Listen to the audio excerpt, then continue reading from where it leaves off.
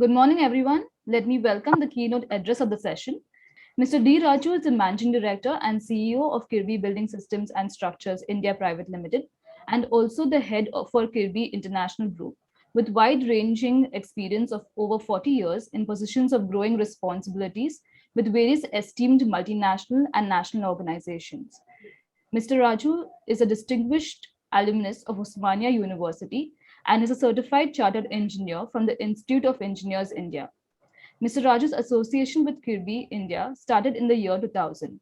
Today, given his stellar contribution and commitment to excellence, he can be truly described as one of the founding fathers of approx US dollars 1.5 billion PEB industry in India. His tenure of handling engineering, sales and marketing, business development, construction, etc., functions has given him a deeper understanding of the brand's DNA and vision, which has capitulated him head the Kirby worldwide operations. Under his leadership, Kirby India has executed over 35,000 buildings for different applications, catering to each and every manufacturing segment and sub-segments and warehousing sectors. Over to you, Mr. Raju. It's my pleasure to be in this session specifically on the warehouses, industrial structures, and special structures. So I would basically focus on the same. As I said, I'll basically focus on two topics, which is in the track two now, on the warehouses, industrial structures. So there is a lot of transformation that is taking place in the warehousing segment. The India warehousing market is is estimated to be about 12.2 billion US dollars in 2020 to something like about 19.5 billion dollars by 2025. Close to about 50-60% growth kind of a thing is expected just in next 4-5 years. And the annual warehousing transactions in the top 8 Indian cities is estimated to grow at a growth of about 19% to 76 million square feet to something like about 31.7 million square feet in 21.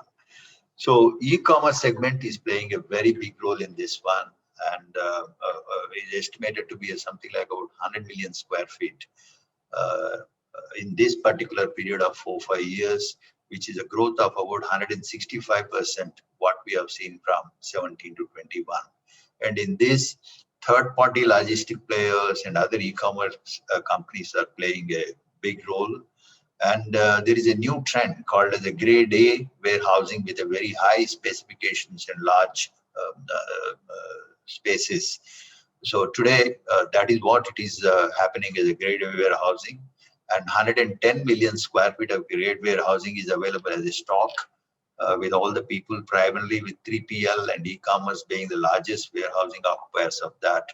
And one of the important things that we should know is this warehousing stock per capita is only about 0.02 square meters in India when compared to like about 4.4 square meters in US and 0.8 to 1 square meters in China.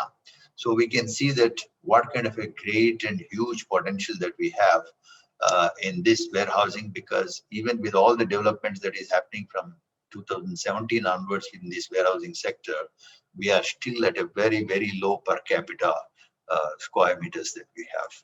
So just now, if you see this warehousing stock, after the GST being introduced, where uniform taxation is there all over the country, one tax kind of a thing.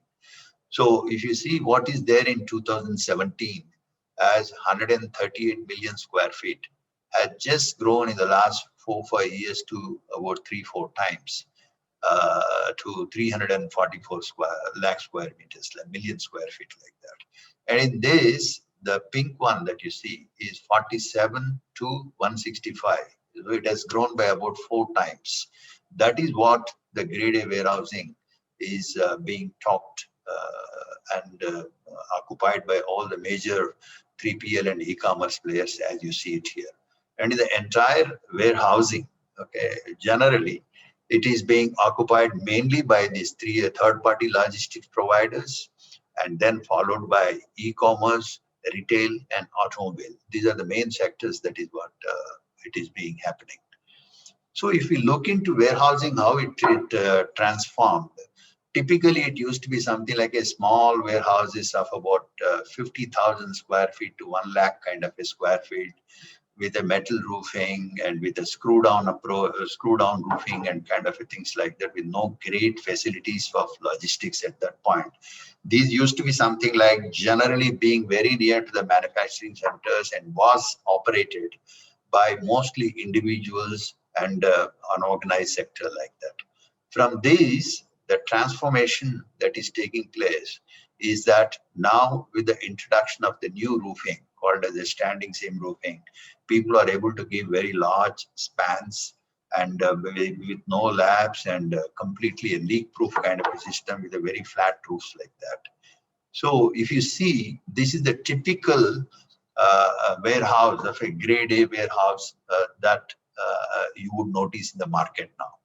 That is a large span, close to something like about anything between about 100, 200, 300 meters kind of a wide buildings are there, and it goes for close to about 1 million square feet kind of a buildings are there. And previously, the warehouses used to be typical of only something like about 6 meter to 7 meters height, because they were operated by all these forklifts and all that.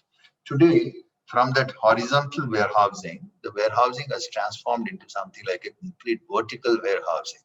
Today's warehousings are very tall buildings of a minimum height of about 12 meters, okay, and going for a very large spaces. And generally, people are using standing seam roof because they don't want the products that they are storing inside is being subjected to any uh, something like leakages. And one single sheet from eave to ridge, okay, is the concept that is going on today. And in addition to that, the buildings are also becoming something like very energy efficient. That in addition to the normal insulation and all that that is being given, buildings are also coming with something like a good solar panels being mounted on the roof so that they are energy sufficient and energy efficient. Okay. So in addition to previously, the concept used to be only something like warehousing means just store. Okay. But now this integrated warehousing concept is coming with such kind of a thing that where the people also can accommodate sorting, distribution, logistics, warehouse management, including the trucks parking and other facilities. That means it is a complete integrated logistics one where you will see very tall racks are being put up of about 12-meter height, and lot of HVAC systems like ducting and all that particular thing is there. Then you have a lot of intermediate mezzanines of 2 or 3 levels to accommodate something like a heavy movement of the forklifts and all that like that. So this is the transformation that is there, which is otherwise also was there in the developed countries like US and all, that has come back to India by very organized players. And this is one thing which is being done by us near Delhi airport, where something like, in addition to being a very integrated logistics facility, including the ramp facility for trucks, etc., is being made. So, and another one, this is a very large, you can see that the most flat roofs using the standing seam, and the span is close to something like about 200 meter and above, and the length is going to approximately around some 400 meters like that. So at one single location, integrated delivery center for delivery. So this is the trend that is, and you can see it here also, that the entire truck management and how they are parked. And so the whole planning and execution and designing of the logistics facilities for the warehouses has undergone the transformation. And in addition to that, these days, built to suit models are also coming, specifically from the e-commerce player. The slide that I am showing, you are able to see it here, is a 300 meters wide building, okay, and approximately 300 to 350 meter length, and the height of the building is close to about 22 meters, where it is accommodating about 3 levels of mezzanine also. So the sizes of the buildings are changing, the complexities are changing, because the scale of economies will come if you are managing all the operations at one point and in large size.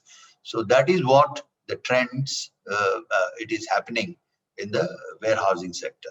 So one of the challenges the designers, in addition to designing these particular things, is also managing that particular drainage systems, for about 150 to 160 meters kind of a drainage, the rain is going to come, then the gutters and other system has to be thoroughly designed for. And in addition to this, we are also seeing that a lot of integrated logistics parks are being developed now, wherein all the facilities of the warehouse management systems are there, and several warehouses interconnected with each other. And all the people, it is not made for one company or like that. Many large companies will utilize the specialization of this warehouse management system. So this is what it is happening in the warehouses, and generally you will see a lot of industrial rack structures inside, which is being operated not by forklifts but something like a stack of trains and then reach trucks like that. Okay, so this is what the trend that we are seeing in the warehouses design and execution these days.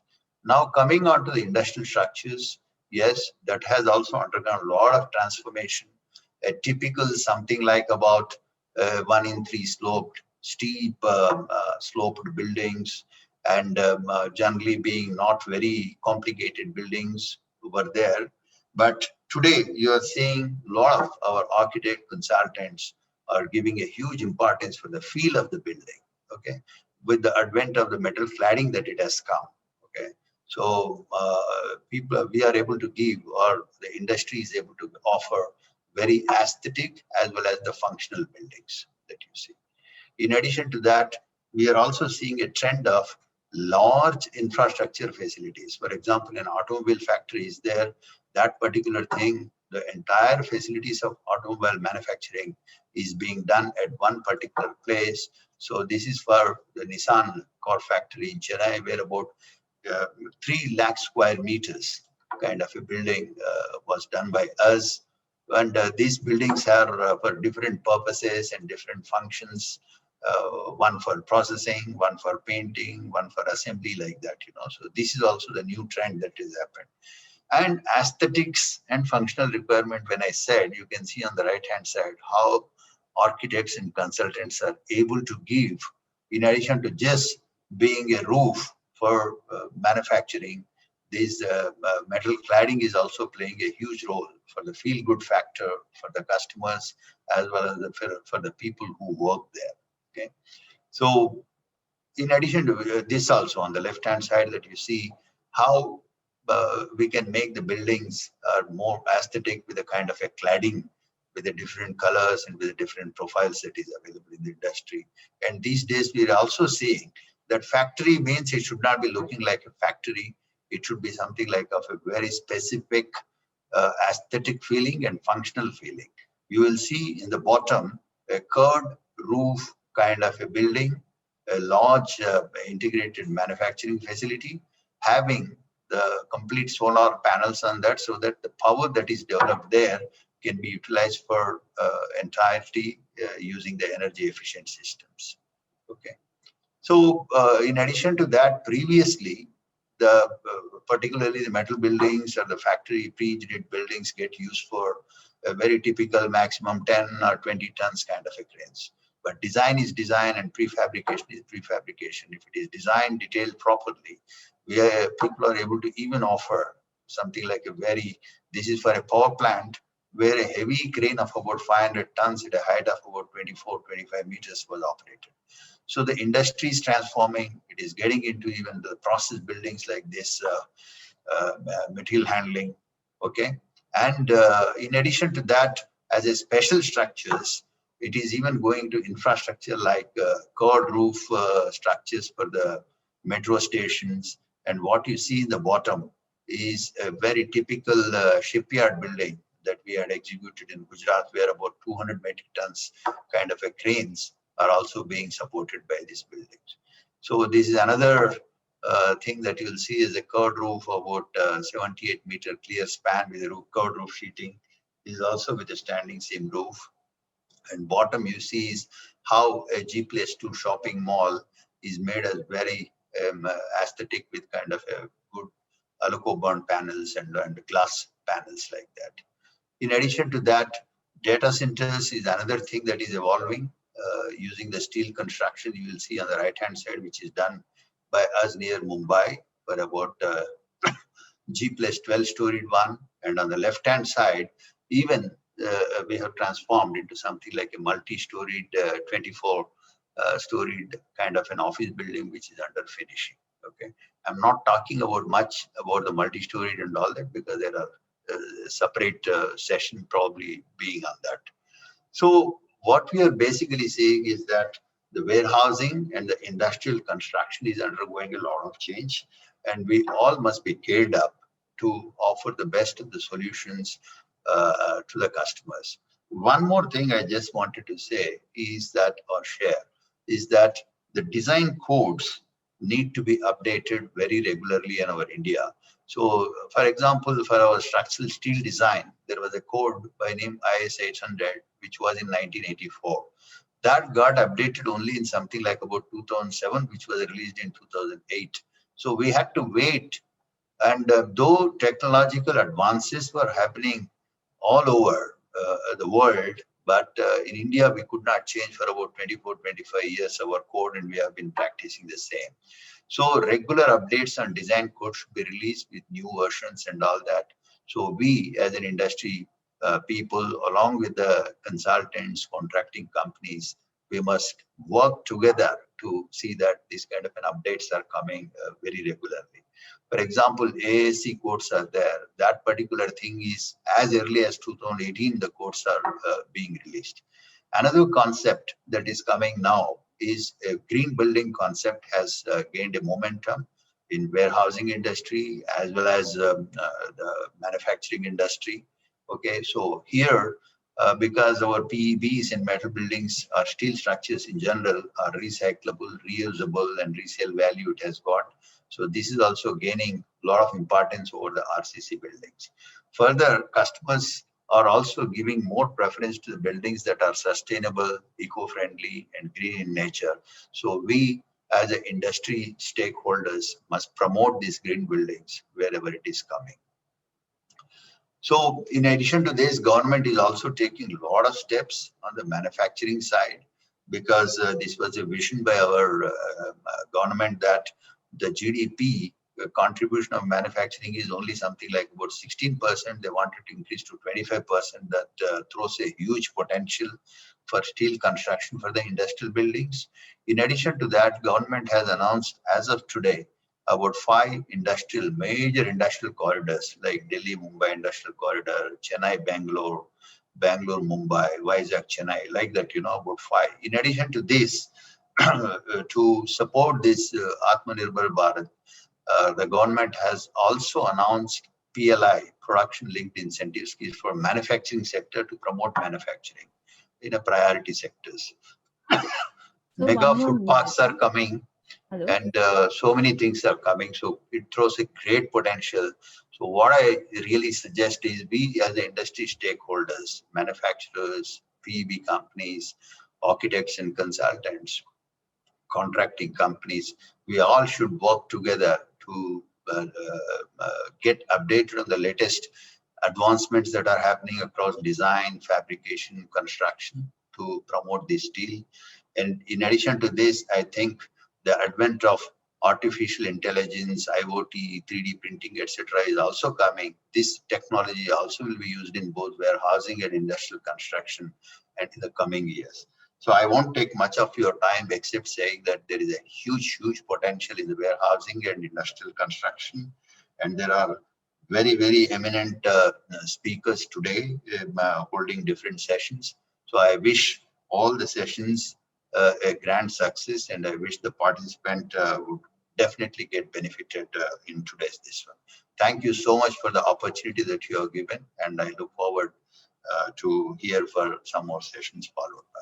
Thank you so much. Thank you, sir.